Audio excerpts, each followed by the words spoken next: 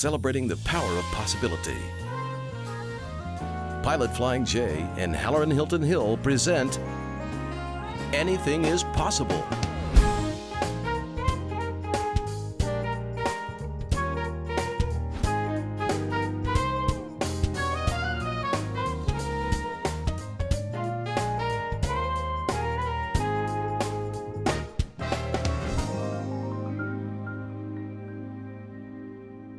Welcome to Anything is Possible. I'm Halloran Hilton Hill, and these are great stories about great people whose lives prove that anything is possible. And this is a special episode because I have literally known you all of your life, and even the life you didn't know that you were alive life.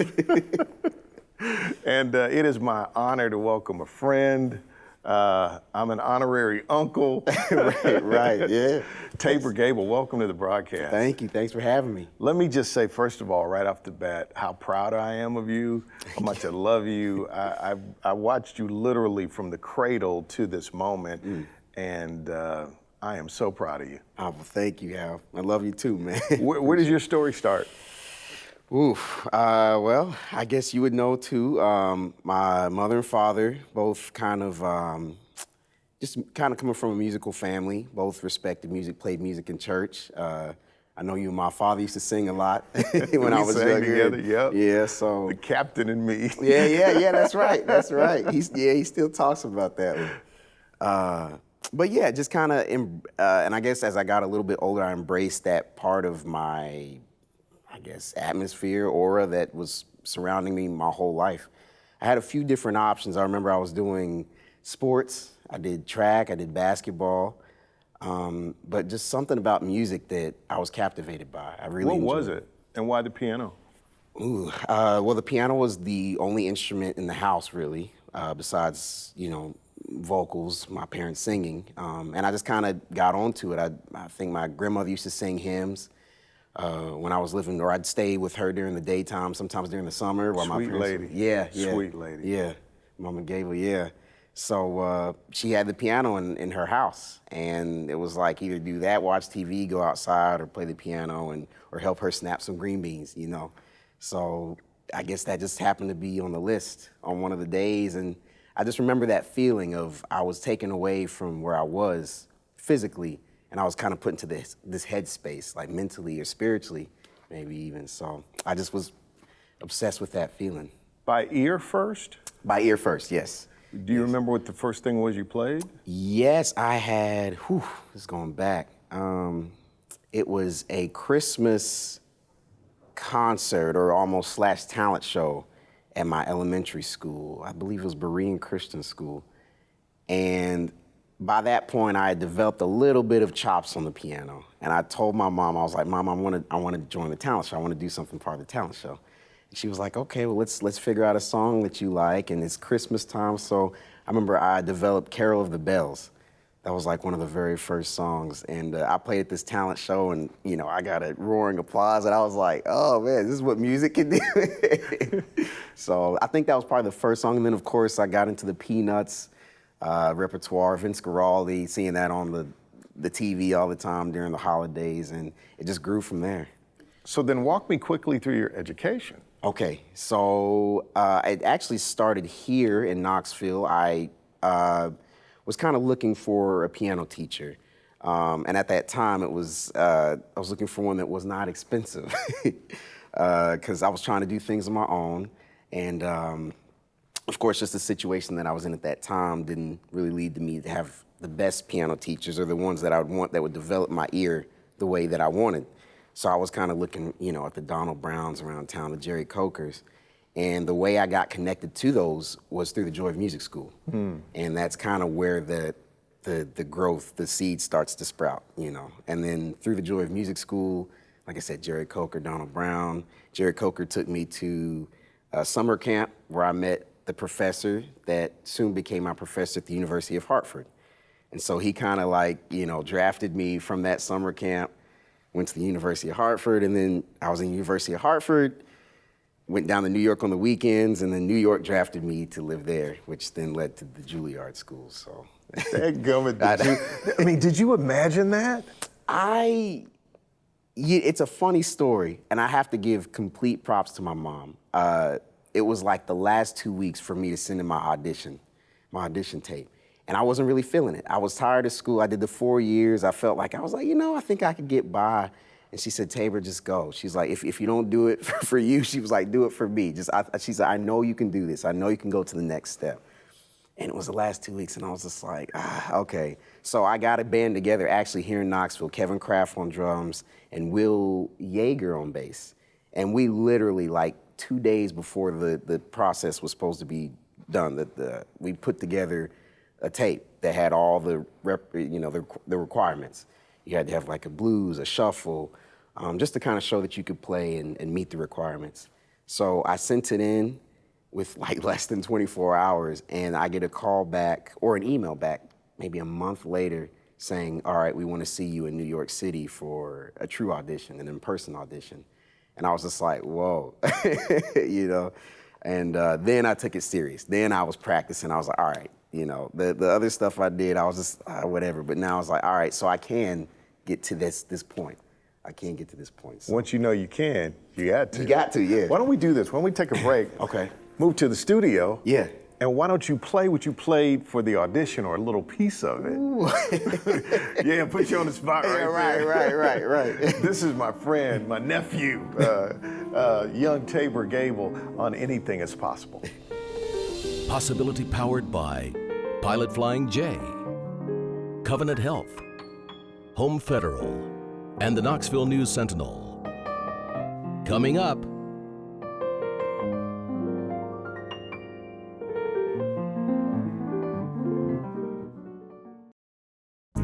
So what do you say we continue the conversation at the Steinway? Sounds good to me. Let's do it. You're watching Anything is Possible. I'm Halloran Hilton Hill. This is my nephew. Basically. Tabor Gable. I got so much love for your folks, man. We kind of came up together, and so much of love and appreciation. But I love seeing what God is doing in and through you. Absolutely. So Mom says, look, I know you're tired, but if you have a shot at Juilliard, you need to take the shot. Absolutely. So you throw together an audition within 24 hours of the deadline. Yeah, roughly. And they go, come on up and let me see what you got. What did you end up using to audition at Juilliard? Yeah, so they wanted to kind of just check your knowledge of the history thus far at where you were. So I put together a song that I thought was a good representation of who I was and that would, I guess, resonate with them. So this is an old standard entitled Stella by Starlight. Ooh.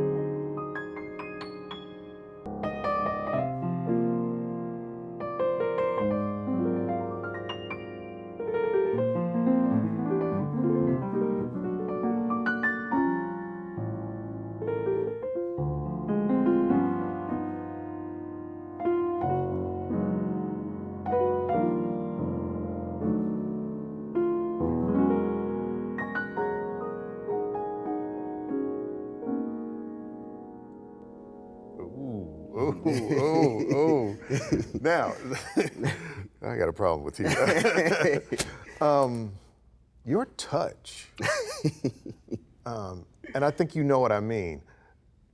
Why do you have that feel? You have a very Joe Sample-esque touch. It reeks of Joe Sample and Bob James. Oh yeah, of course, of course. Am I on to something? You were correct. You're dead on. And Bill Evans. Oh, right. So, what is that touch and why?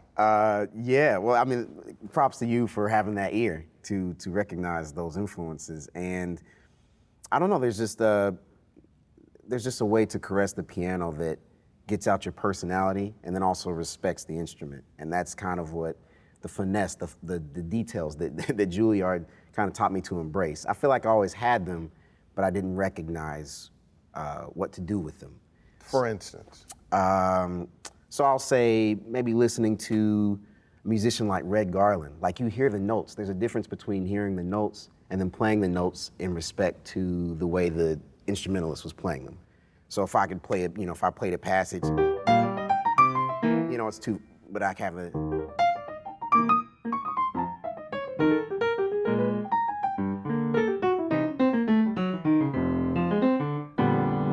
there's like a completely, Have you used the instrument, have you leveraged this to get yourself through hard times? Oh, absolutely. 100%, definitely. And even as we were talking about earlier, just kind of it was during that transitional period I had in my life before I started choosing which schools to go to.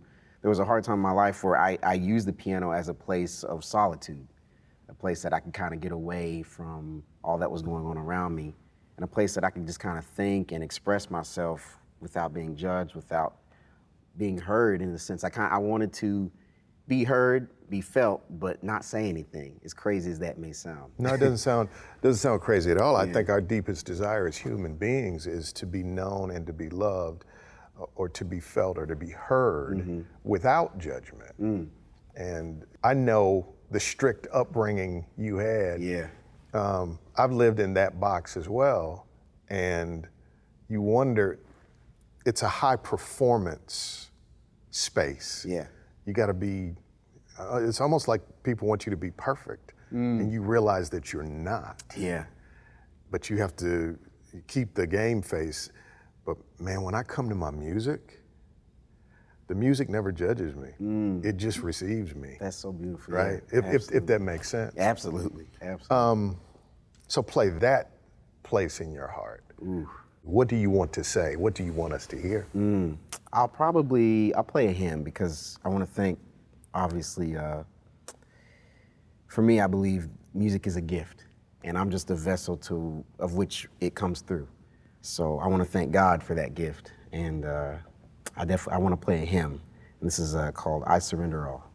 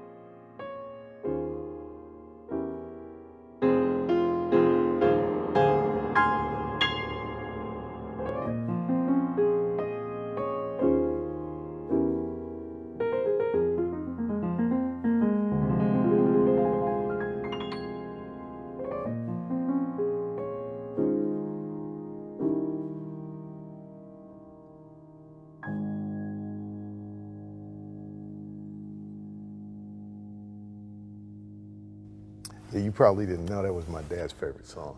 I didn't know that. Yeah.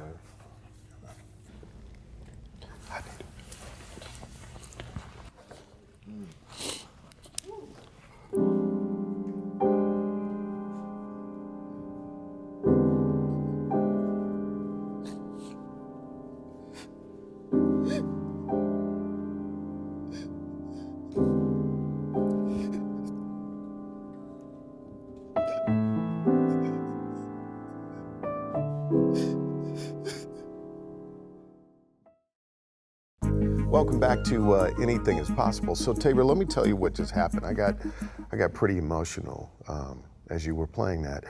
So you grew up in the church that my father pastored, in full disclosure. That's right. And when he would do an altar call, he would use that song, I Surrender All. Wow. And I don't know that I've properly mourned his loss, but when we talk about the power of music, that's what swept in. And it was like, I know you know him, right? And I know you know hymns. Yeah, right. and why that's important. And just so, I know why he ran to that song. He had an I Surrender All story to his life because he had moments in his life when he wasn't surrendered. Right? And so that dynamic is there. But then I wondered why you as a young man, right? You're about the age of my daughter, and both of you brilliant artists. Why would an old hymn fit a young guy? You know, well, I guess I'll give you, well, there's long story and the short story, but I guess I'll give you the in-between. As a jazz musician, which is the platform of which I receive information to apply myself to this instrument, we're real big on understanding the history and the past. And I think that we can never go forward if we don't understand where we came from and what that meant to our progression to the next thing. So with that being said, as you mentioned, I grew up in the church. I had family members who sang these songs around me when I was younger, and I think I embraced it. I embraced that was the song that got them through whatever they were going through. And I said, well, you know, if it works for them, then that means it can work for me as well. My understanding is that melody never gets old. Absolutely. And I think one of the strengths of hymns is they rest on these timeless melodies. That's very true, yeah. Right? Yeah. And I hear that same melodic quality to your work. I love the fact that you are latched to what you came from and that it serves you in the same way. But let's talk about where you are now and about your album and where you are and where you're going. I know COVID smacked you in the face. You were touring the world. It got us all, you were on the launch pad, and now you're back home. Yeah. Talk about your album and talk about what your vision of the future and possibility is. Okay, well, I'm gonna be real vulnerable here. I was finishing a tour. We were finishing up in Denver, Colorado. We had 6 more dates, and I was expecting, obviously, as anyone would, to get paid the full coverage of the tour. But since those 6 dates got slashed, a lot of the money that I was supposed to get got slashed. And that money was going to fund releasing my album. So I came home, everything was closed. I was in New York for a few weeks and I was calling my parents and I was just like, guys, I don't know if I should be here right now. I just feel like if it's gonna hit anywhere bad, it's gonna hit New York bad. We're all on top of each other. So they said, okay, we'll come home and, just take it easy and just figure out, kind of reset. I did. Long story short, I ended up just staying down here. I went back briefly just to get my stuff, cut off paying my rent, my super expensive New York rent for those who don't know, and with no really financial help in what I was doing prior to that, or previous to that. So this is hard for me to say because I haven't really told anyone this, but I came home and I needed a job. I didn't want to bum off my parents. That's just who I am as a person. I believe, I was doing that in New York. I wanted to continue that. So I just picked up the phone, picked up ads in the paper, And I got a job as a delivery driver at Domino's in Farragut for about 4 months to pay off my album, because I believed in my music that much. And I wanted to put it out to the world. I wanted to just finish the process that I started. And I did. I put it out, and I guess a month later, I quit the job at Domino's, and kind of on faith. And I got a call from this school that I had applied to teach at in the Bronx. And they said, you know what, we're moving all our students to virtual. Would you be interested in teaching 6 of our students? We'll pay you per student, per hour. And I was just like, wow, this is great. So that happened. And then, of course, the income from the album being out happened. And then, of course, you know, as things are getting a little bit better, I've been able to go and record for multiple artists, and that's kind of helping me pay. So I'm kind of starting to see the light a bit.